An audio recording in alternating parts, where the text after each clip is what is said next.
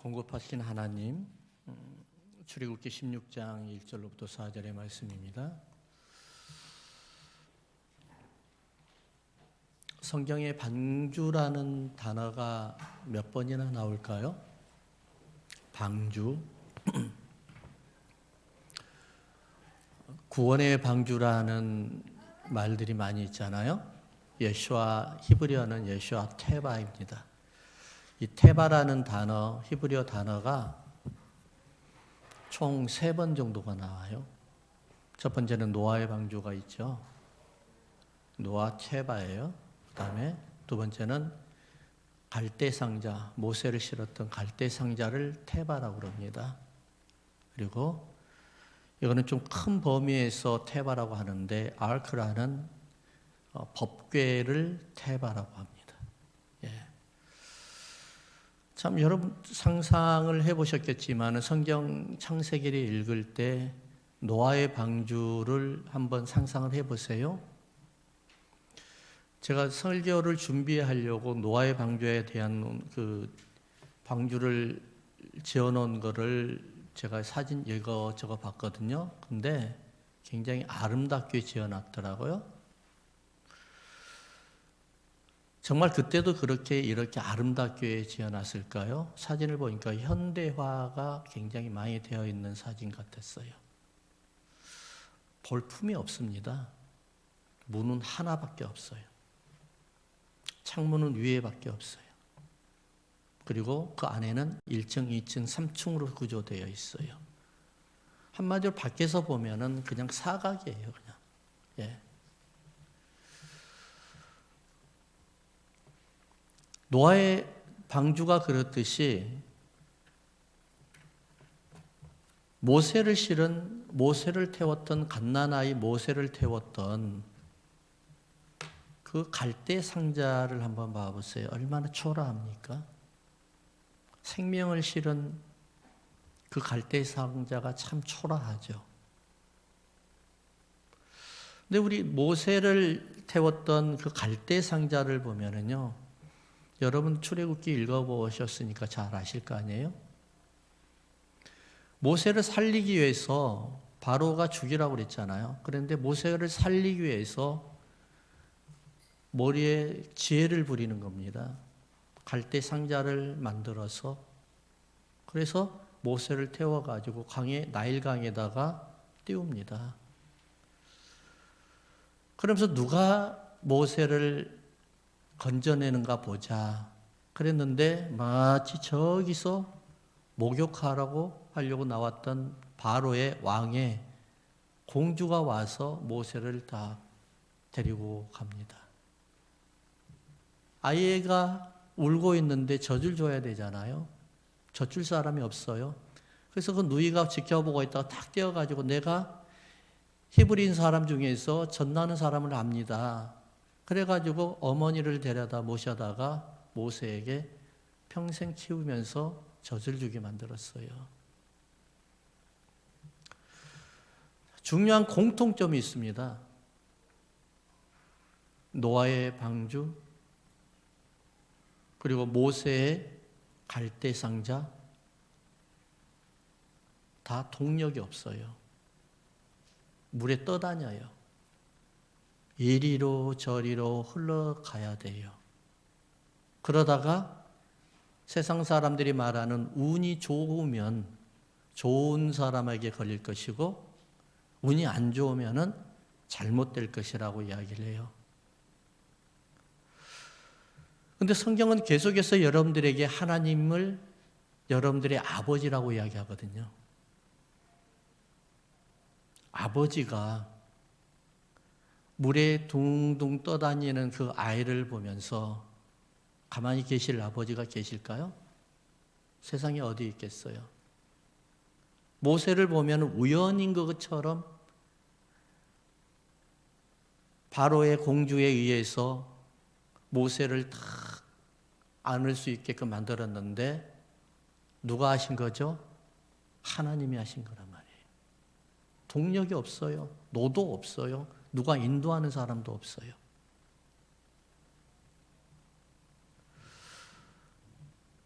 노아의 방주를 보면 150일 동안 물에 둥둥 떠다니거든요. 그러다가 터키의 아라랏산이라는 곳에 딱 머물게 됩니다. 사람에게는 큰 위험이 닥쳤을 때 가장 무서운 것이 뭐냐면 소망이 사라져버리는 겁니다. 소망. 위험이 닥쳐도요, 헤쳐나갈 수 있는 소망이 있고 미래가 보이면은 충분히 일어납니다. 근데 소망이 사라져버리면은 그냥 자포자기해버립니다. 앞을 봐도 바다요, 뒤를 봐도 바다요, 전 세계가 바다요, 풀이라고는 하나도 보이지 않는 노아의 방주가 거기 방주 안에 타여 있던 노아와 그 가족들이 얼마나 절망을 했겠어요? 하울링이 생겨요.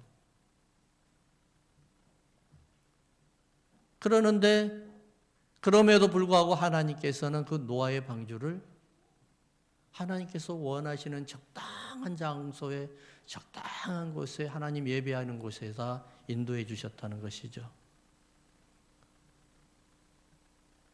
이스라엘 백성들을 한번 봐볼까요?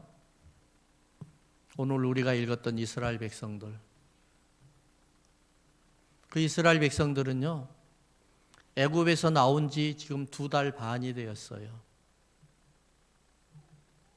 2달 반이 되었는데 지금 그곳에 어디라고요? 한번 2절을 한번 읽어볼까요? 그곳을. 자, 1절, 2절 읽어보십시오. 이스라엘 자손의 온 회중이 엘림에서 떠나 엘림과 시내산 사이에 있는 신광야에 이르니, 여기입니다. 신광야에 이르니 애굽에서 나온 후 둘째 달 15일이라. 신광야, 광야에 있는 겁니다. 앞을 봐도 광야요, 뒤를 봐도 광야요, 온 주위가 광야입니다. 2달 반 동안이나 해서 애굽에서 나왔기 때문에 혼자서 갈 수 있는 능력은 아무것도 없습니다. 다시 애굽으로 돌아가고 싶은데 혼자 갈 수는 없어요. 그렇기 때문에 공동체에서 이탈한다, 이거는 곧 죽음을 이야기하는 겁니다. 이러지도 못하고 저러지도 못했을 때 얼마나 절망이 되었겠어요. 식량은 다 떨어졌겠죠. 오직 보이는 것은, 그들에게 보이는 것은 구름기둥과 불기둥밖에 없습니다. 간식도 드셔야 되고, 그렇죠? 배도 배불리 먹어야 되고, 좀 씻어야 되고, 저녁에 좀 따뜻하게 좀 자고 싶고, 우리말로 그냥 아랫목에서 펄펄 좀 몸 좀 막 지지고 싶고 그러는데, 여러분 터키 지진 났는데 여러분 혹시 방송 보셨죠? 참 너무너무 가슴을 썰어내릴 정도로 가슴이 안타깝더라고요. 근데 그들이 인터뷰하는 내용을 보니까 뭐가 이렇게 그렇게 힘듭니까? 그러니까는 저녁부터 새벽까지가 너무 힘들답니다. 너무너무 추워서. 이스라엘 백성들이 광야에 나와서 지금 이 고생을 하고 있는 겁니다. 하나님이 인도하시는 곳으로 가야 되잖아요. 동력이 없잖아요. 이스라엘 백성들이 지금 광야에서 모세의 노아의 방주, 모세의 그 갈대 상자와 노아의 방주와 다를 게 뭐가 있어요? 그러면 우리는 하나님 앞에 어떻게 해야 되는 거예요? 동력을 만들어 드리는 거예요. 하나님이 인도하시는 대로 따라가는 거예요. 우리가 어떻게 해야 될지 몰라요. 어떤 상황이 우리가 닥칠 때 우리가 해야 될 것이 뭐가 있을까요? 난감할 때가 많거든요. 그러면 우리는 어떻게 해야 될까요? 한번 16장 4절을 읽어볼까요? 4절. 그때 여호와께서 모세에게 이르시되 보라 내가 너희를 위하여 하늘에서 양식을 비같이 내리니 백성이 나가서 일용할 것을 날마다 거둘 것이라. 한번 따라합시다. 하나님의 인도하심을 믿고 기다리는 것이다. 참 기다리는 것과 그것이 이렇게 사실 우리가 말은 하지만 아주 쉽게 생각을 하잖아요. 힘들어요. 보이지 아니하는 것을 믿고 기다려요. 참 힘들죠. 예전에 우리 어르신 권사님들이나 이거는 아마 가슴이 설렜을걸요. 연애하다가 연애 편지 기다리려고 하면 우체국 올 때마다 그냥 밖에 나가서 혹시 내 편지 안 왔어요 하면서 막 체크업하고 얼마나 기다렸겠어요. 그렇잖아요. 요즘에는 우체국 기다리지만 이메일 기다리고 카톡을 기다리고 전화 기다리고 그러잖아요. 연애할 때는 기다림이 있기 때문에 얼마나 설레임이 있습니까? 근데요, 고통 중에 있어요. 고통 중에. 고통 중에 있으면은요, 혹시라도 전화 오면 깜짝깜짝 놀래죠. 편지가 오면 그거 아닐까? 뭔지 모르겠지만, 그게 아닐까? 그런 생각이 확 들고요. 가슴이 쓸어내립니다. 도무지 헤쳐나갈 힘이 없습니다. 여러분, 이민 생활을 하다 보면 그런 경험을 많이 하잖아요. 오늘 본문을 우리가 읽었잖아요. 출애굽기 16장은 뭘 이야기하냐면은 우리의 환경이 무너졌을 때예요. 우리의 환경, 그것도 가장 적극적인 표현으로는 재정이 무너졌을 때입니다. 출애굽기 16장이 바로 이런 내용. 그러니까 우리가 출애굽기를 정확하게만 공부를 하게 되면은 신앙이라는 게 무엇인지를 알게, 믿음이라는 게 무엇인지를 알고요. 그리고 해결 방향과 우리가 빠져나갈 길을 출애굽기에서는 다 이야기해 주고 있는 거예요. 사람들은 믿음이라는 말을 자주 하잖아요.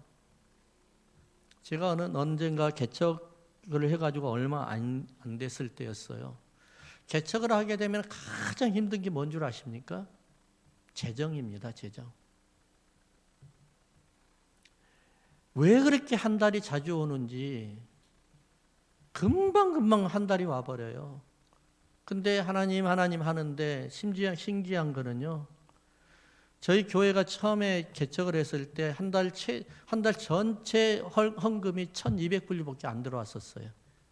근데 렌트비만 내가 겁 없었는지 무식해서 그랬는지 렌트비만 2,291불이 나갔습니다. 그러니까 매월 마이너스예요. 근데 한 번도 5년 동안 한 번도 밀려보지도 않았고요. 그냥 나 혼자만 계속 그냥 돌아보니까 이 바보 같은 짓을 했더라고요.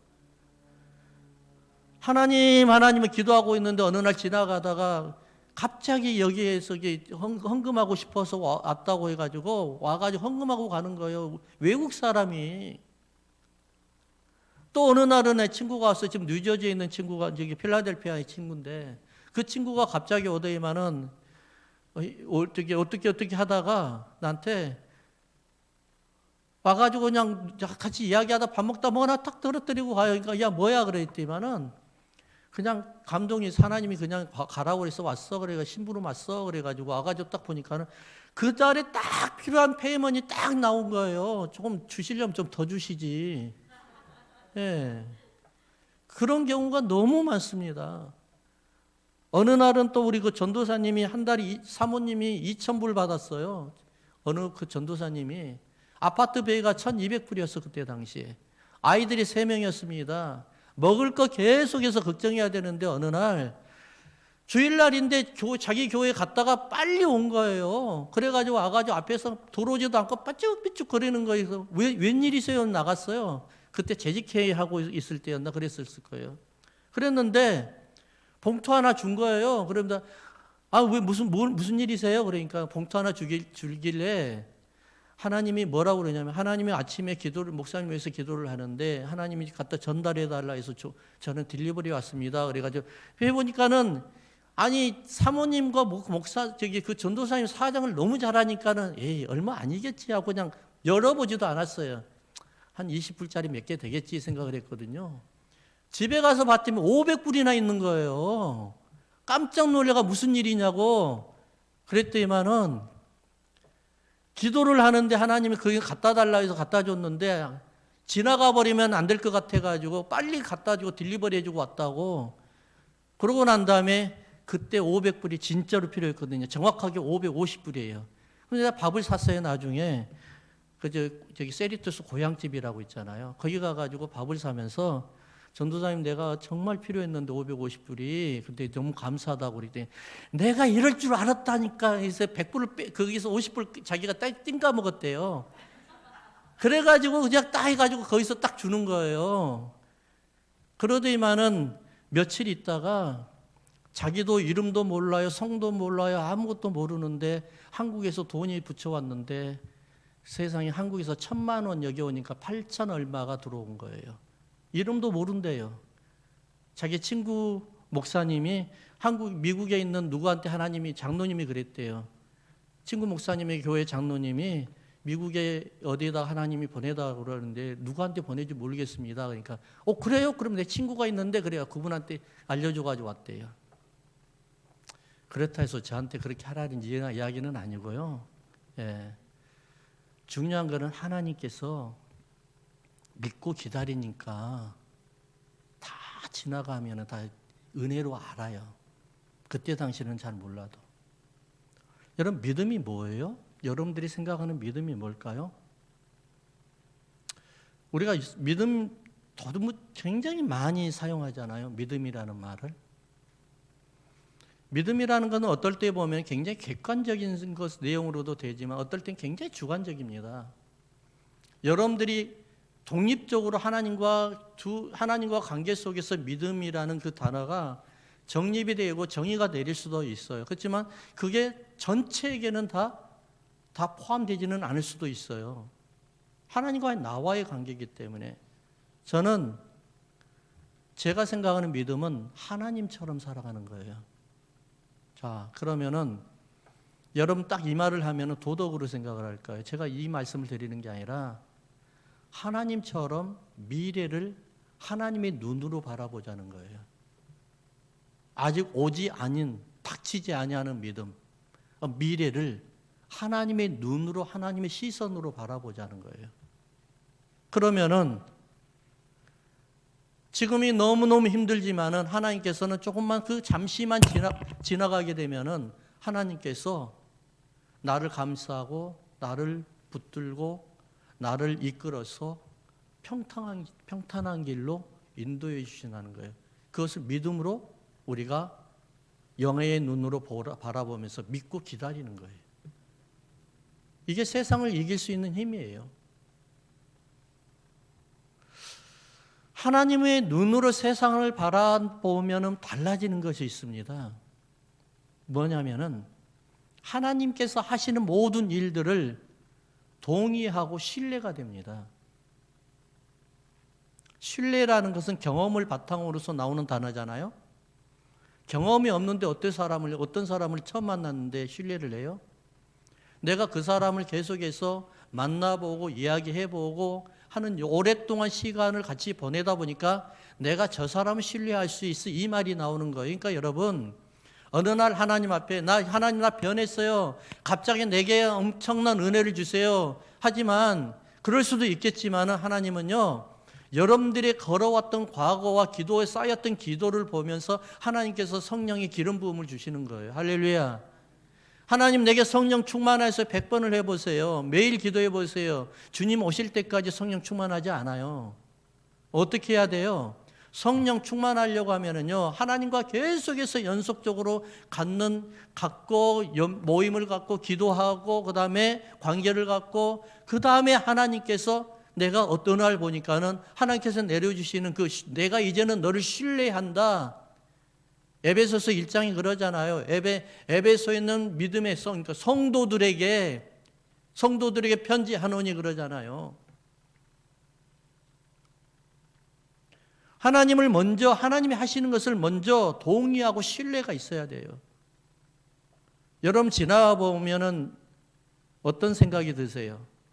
하나님이 하셨다는 것을 다 느끼지 않나요? 그때 당시에는 너무너무 힘들었고 하나님 왜 저를 버리셨나니까 내가 뭘 잘못했는데 왜 나를 이렇게 버리셨습니까? 라고 하는데 지나가 보니까는요, 그것이 바로 최선의 방법이었다는 것을 우리는 알게 된다니까요. 믿음을 또한 다른 차원으로 보면은요, 어떤 것이 뭐냐면은 새로운 눈이 띄는 겁니다.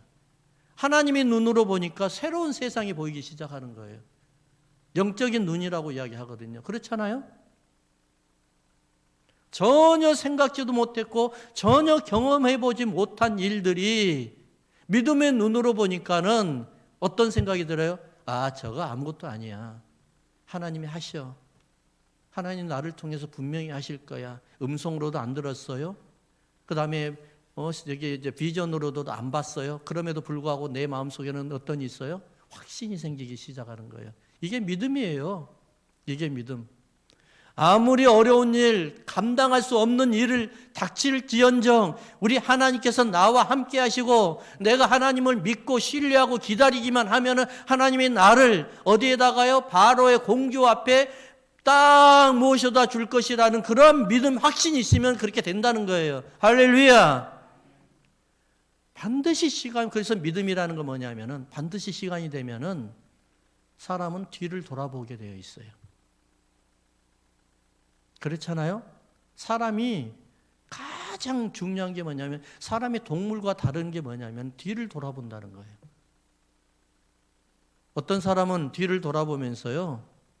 원망과 불평이 더 쌓일 수도 있어요. 그렇지만 우리는 예수 믿는 사람들은 하나님의 시선으로 미래를 바라보고 우리의 인생의 미래를 바라보는 사람은요. 나를 돌아보게 되어 있어. 그러면서 어떻게 하겠어요? 회개가 들어가겠죠. 아, 하나님이 나와 함께 하셨구나. 내가 믿음 없는 나를, 하나님이 나를 정말 어떻게 생각했을까? 이 연약하고 이 믿음 없는 나인데도 하나님 나를 이렇게까지 나를 이끌어 주셨구나 하는 것을 느끼게 된단 말이야. 그래서 새로운 세계가 보이기 시작합니다. 그때부터는 새로운 세계가 보이는 거예요. 전도를 하다 보면은요, 아니면은 어떤 사람들은 간혹가다 이런 말을 해요. 전도하기 가장 힘든 사람이 어떤 사람일까요? 성격이 괴팍한 사람일까요? 죄송하지만 그런 사람들은 전도하기가 진짜 쉽습니다. 그분들은 그냥 인정하고 말 들어주고 예 맞장구만 몇 번만 쳐주면은 금방 와요. 왜냐하면 그분들은 나 외로워, 나 힘들어 그러니까는 그래서 그걸 계속해서 지금 표현하고 있는 거예요. 근데 가장 힘든 사람이 어떤 사람이냐면 너무너무 착하게 산 사람들이에요. 자기는 너무 착하대요. 자기는 세상에 너무 착하게 살았고 자기는 누가 뭐라 해도 자기는 천국을 갈 수가 있다는 거예요. 너무 착하게 살았기 때문에. 그래서 예수님을 안 믿어도 된다는 거예요. 주위에서 그런 사람 많이 듣잖아요. 저 사람은 참 법 없이도 사는 사람이야 라고 이야기하잖아요. 근데 여러분 착각하지 마세요. 그 사람은요 아직 악하게 될 수 있는 계기가 그 상황의 계기를 만나지 못한 것 뿐이에요. 사람은요 아무리 착해도 악하게끔 그 상황의 계기를 만나면은요 그 누구보다도 악해져 버려요. 그래서 사람은 악에서 출발하는 거예요. 선악과가 여기서 나오는 거예요. 운이 좋아서 그런지 어찌는 모르겠지만, 여러분, 그래서 항상 믿음은 뭐예요? 쉬지 말고 기도하는 거예요. 어떤 일이 닥칠지 모르는 거예요. 기도하는 거예요. 내가 선하다고 해서 내가 천국 갈 수가 있어요? 성경은 절대로 그렇지 않아요. 그래서 인간은 본질적으로 악하기 때문에요. 사람은 아무리 선해도요. 어떠한 악해질 수 있는 계기를 만나게 되면은 그 누구보다도 악해질 수 있다는 사실이에요. 그러니까 사람을 아무리 선하다고 해서 함부로 하면 안 되는 거예요. 큰일 나는 겁니다. 또한 간혹가다 이런 사람들을 만나잖아요. 저 사람은 너무 이기적이고 베풀 줄 모르고 자기만 생각해서 그렇지 마음은 너무 착해 그러잖아요. 그렇죠? 그런 사람 많죠, 옆에 주위에. 도대체 밥을 10번 사면 한 번 정도 사야 되는데 11번을 사라고 계속하는 사람들 있잖아요. 예. 너무 이기적이고 자기밖에 모르고 하는데 그래도 만나보면은 마음 말 들어보면 굉장히 착해 그러잖아요. 근데 제가 한번 여러분 예를 들어볼 테니까 이 사람이 착한 사람인가 한번 봐볼래요? 어떤 사람이 굉장히 엄청나게 곤란한 일을 겪고 있어요. 자기가 살짝만 해주면, 도와주면 충분히 일어날 수 있는 문제예요. 근데 그 사람은 그걸 하기가 싫어가지고 가만히 놔둬버려요. 착한 사람이에요? 아니면 악한 사람이에요? 성경은 악한 사람이라고 이야기를 합니다. 달란트 비유를 하잖아요. 달란트. 1달란트, 2달란트, 5달란트.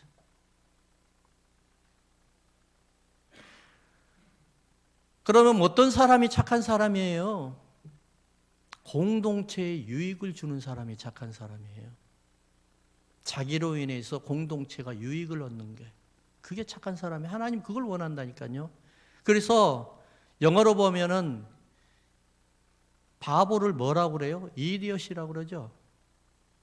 근데 그게 헬라어에서 나왔습니다. 헬라어 원어에서는 뭐냐면 이디오테스라고 이야기해요. 바로 바보라는 단어가 진짜 바보, 이런 우리가 생각하는 바보도 있지만 더 깊은 면에서 어떤 이야기가 있는 줄 아세요? 버릇이 없는 사람, 매너가 없는 사람, 자기밖에 모르는 사람. 이게 바보예요. 왜냐하면 언젠가는 그대로 되돌아오거든요. 독일의 철학자 칼 야스퍼스라가 이렇게 이야기를 해요. 인간은 어떤 한계점에 도달했을 때 무기력증에 빠진대요. 그리고 무기력증을 빠지게 되는데 어떤 사람은 나의 나약함을 인정하는 사람, 또한 어떤 사람은 오히려 더 악에 찌들어 버리는 사람. 갈라진다는 거예요. 그래서 우리에게는 예수님이 필요합니다. 할렐루야. 예수 그리스도가 필요한 거예요. 이스라엘 백성들이 지금 광야에 나왔거든요. 2달 반 동안 아무것도 없어요. 음식 가져온 거 얼마나 됐겠어요. 그러는데 만나가 이제부터 내리기거든요. 2달 반 지나가서 이제 만나가 내립니다. 그 전에는 뭘 먹었겠어요?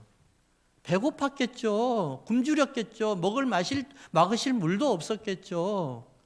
저녁에는 얼마나 추웠겠어요. 낮에는 얼마나 더웠겠어요. 텐트로 계속 옮겨 다녔거든요. 여기 머물려고 하면 조금 더 지나가 또 더 다른 곳에 또 텐트 쳐야 되고 매일같이 여행을 합니다. 여러분, 여행 가면 가장 많이 듣는 말이 뭔 줄 아세요? 그래도 내 집이 낫다예요. 예. 그렇잖아요. 그래도 내 집이 낫다. 아무리 호텔에 가서 청소해주고 막 다들 밥 먹여주고 다 했는데도, 그럼에도 불구하고 그래도 내 집이 낫다예요. 이스라엘 백성들이 지금 계속해서 광야에 나가가지고 아이들이 맨날 엄마 밥 줘, 엄마 밥 줘 하고 또 감기 걸려가지고 또 알파가 더 질질거리고 어떤 애는 죽기도 하고 막 그런단 말이에요. 그럴 때 이 어머니나 아버지들은 어떤 생각을 하겠어요? 무기력증에 빠져버리는 거예요. 앞을 봐도 광야고 뒤를 봐도 광야고 도무지 헤쳐나갈 수 있는 길이 안 보여. 소망이 없어요. 모세의 말만 들었거든요. 모세는 뭐라고 이야기하냐면은 애굽에서 나올 때 젖과 꿀이 흐르는 땅, 가나안 땅으로 들어간다고 했지 광야로 간다고 말 안 했잖아요. 광야로 간다고 했으면 누가 나왔겠어요? 광야는 잠깐 통과하고 젖과 꿀이 흐르는 땅으로 들어간다고 했지. 근데 모세의 말 신뢰하고 왔거든요. 그러다 보는데 광야에 있는 거예요. 하나님이 왜 이런 경험을 허락하게 해주셨을까요? 왜 이렇게 나약한 환경에 무기력증에 빠지게끔 하나님께서 해주셨을까요? 광야가 뭐죠? 광야에서 밑에 보면 아무런 소망이 없습니다. 위에 하늘을 보고 떠오르는 태양을 보면은 이때부터 소망이 생기기 시작하는 거예요. 뭘 바라보는 거예요? 하나님을 바라보라는 거예요. 하나님을 바라보라. 이게 출애굽기예요.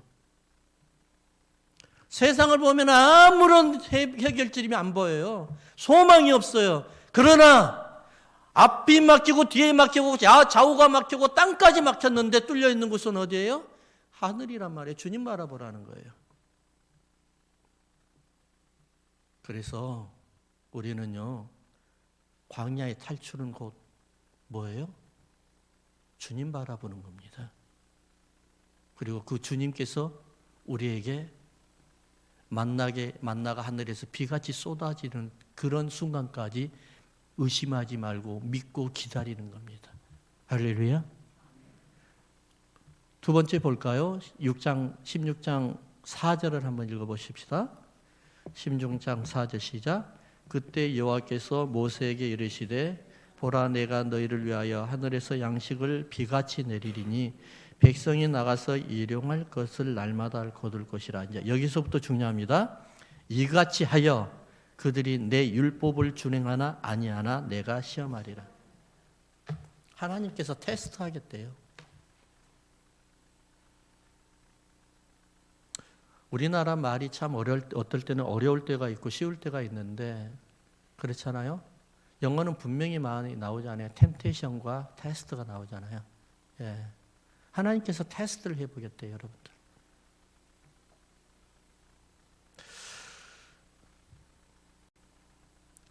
여러분들이 얼마나 하나님 앞에 DNA가 맞춰져 있어요? 한번 따라합시다. 우리의 생활의 DNA를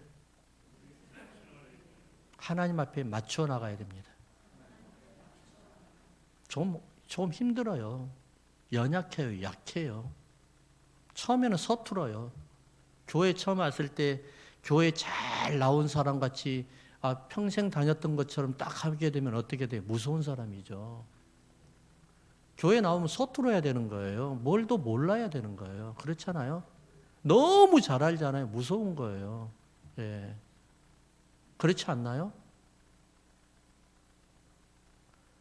제가 운동을 한 10년 동안은 했는데 배드민턴을 좀 하고 있거든요. 근데 저는 참 제가 알았어요. 우리 아버지 어머니한테 감사해야 될 게 운동신경이 너무 없어요. 예. 만약에 운동신경이 너무 좋았다고 그러면 그쪽으로 나간다고 했을 텐데 지금 처음 온 사람이나 10년 된 나나 비슷해요. 근데 중요한 거는 내 친구 목사, 후배 목사, 동생 목사님인데 운동을 해야 되겠대. 심장이 문제가 생겨서. 그래서 운동을 하자고 모시고 갔어요. 나보다 더 잘해요. 처음 나왔는데. 너무 무서운 거예요, 이 친구. 그래서 조금이라도 가지고 있는 상식도 안 가르쳐 줘요. 기술도. 나보다 앞서갈까 봐서. 예. 진짜 무서워요. 감사하게도 요즘 잘 안 나와요, 그 친구가. 예. 하나님 앞에 우리의 생활의 DNA를 맞춰야 되는 거예요. 여러분, 바이올로지컬한 DNA만 있는 게 아니라 생활의 DNA도 있는 거예요. 여러분, 자녀들 낳아보세요. 신기한 게 몸만 아버지, 어머니를 얼굴만 닮은 게 아니라 하는 버릇까지도 닮아가요. 그렇죠? 누가 가르치지도 않았는데. 닮아감의 법칙이라는 게 있습니다. 목표를 정하여서요. 계속 따라하면 결국은 닮아간다는 거예요. 예전에 제가 신학교 공부를 하고 있는데 우리 신학교 공부를 하게 되면은 여러분 그 신학교 클래스가 시작하기 전에 항상 뭐가 있냐면은 경건회가 있습니다. 경건회가 있는데 학생들끼리 그냥 다 돌아가면서 아침에 경건회 간단하게 하고 이제 수업이 들어가게 되거든요. 물론 저도 경건회를 하죠. 근데 어느 날 어느 그분은 이제 목사님이 이제 안수를 받아왔어요. 그래가지고 그분은 이제 다른 디그리가 필요해가지고 같이 공부를 했는데 설교를 딱 하기 시작을 하는데 그때 이제 그분들의 목사님들의 특징인가 아니면 전도사님들의 특징이 나와요. 저는 조용기 목사님이 그 클래스에 계신 줄 알았어요. 똑같아요. 하나님은 여러분을 사랑하십니다.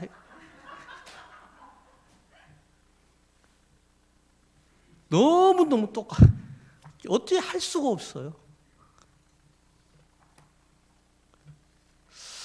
처음에는 굉장히 당황했잖아요. 진짜 당황했어요. 너무 똑같이 하니까. 그랬는데 나중에 어떤 생각이 드냐면 감동이 되더라고요. 얼마나 그분을 닮고 싶었으면 그랬을까.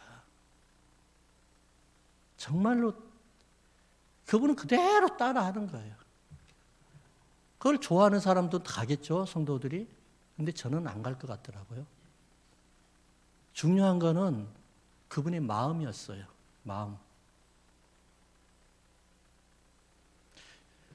우리가 16장 4절에 다시 한번 읽어보면은 이같이 하여 그들이 내 율법을 준행하나 아니하나 내가 시험하리라. 율법이 어디 있었어요? 이때 당시에. 율법 없었어요. 이스라엘 백성들이 애굽에서 애굽의 율법으로 살다가요. 이제 광야로 나온 지 2달 반밖에 안 됐어요. 하나님 율법 안 줬어요. 율법을 언제 주셨냐면은 출애굽기 20장에 나와요. 10계명이. 근데 거기서 무슨 율법을 따르라고 그래요, 하나님이. 그거 이상하잖아요. 이들이 오직 알고 있는 건 애굽의 율법이라니까요. 우리가 말하는 건 예수 믿고 처음에 왔잖아요. 그러면은요, 자꾸 세상적인 방법으로 교회를 계속해서 교회를 판단하고 생각을 하려고 하거든요. 근데 여러분, 여러분들의 생각을 필터링하지 않으면 안 돼요. 큰일 나는 거예요.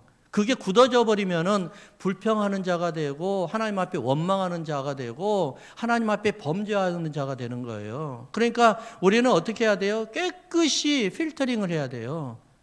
애굽의 율법을 가지고 지금 애굽에 지금 광야에서 2달 반 동안 있는데 그동안 애굽의 율법을 가지고 사는 거예요. 하나님은 가장 싫어하는 게 뭔 줄 아세요? 애굽의 율법으로 살아가는 거예요.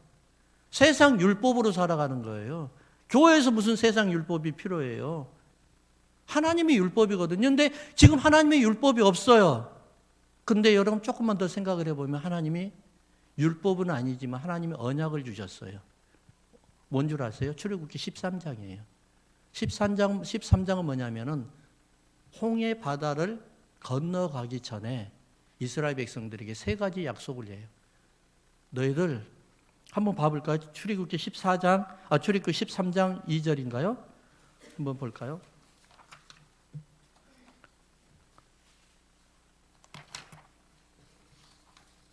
(13장 2절) 시작.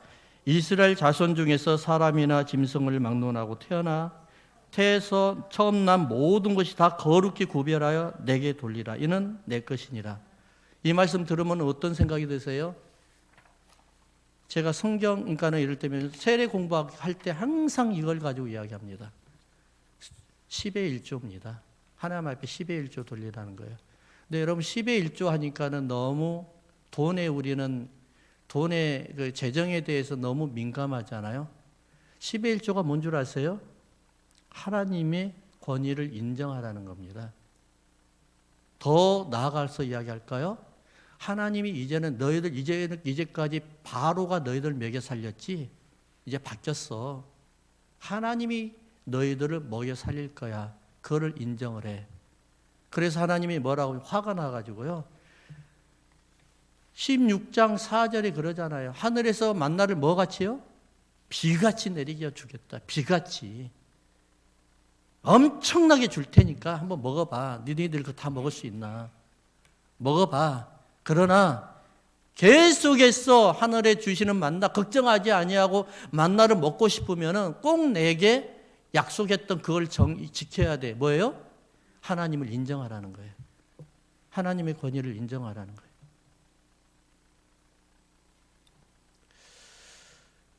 불평이라는 것은 버릇이 되어버리죠.